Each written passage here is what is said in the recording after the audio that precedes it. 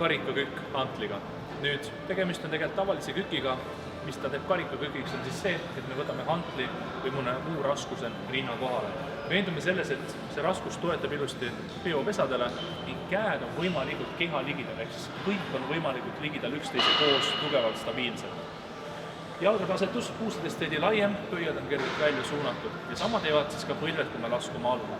Kehatüvi on juba nii või naa pingestatud, aga sellele me ka keskendume kindlasti, kuna raskuskese on eespool. Kui me hakkame kükki sooritama, siis kergelt ikkagi me lükkame puusad taha ja istume nii alla kükki, kui saame. Me veendume jälle selles, et sellist väga suurt vaagna tahakallet ei ole. Mida suurem on raskus, seda rohkem me selle puhul tähelepanelikult peaksime olema, arvesse võtma. See ei tähenda, et me seda üldse teha ei tohiks. Ja tegemist on sellisele algajale suhteliselt hea harjutusega, kuna raskuskese on eespool ja saame natuke sirgemalt alla minna. Vajutame kantliga kõvasti maha, veendume ka varvastega, surme põrandasse, põlved liiguvad veidi laiali ja tuleme üles tagasi. Ja kogu liigutuse vältel on kehatüvi korralikult pingestatud.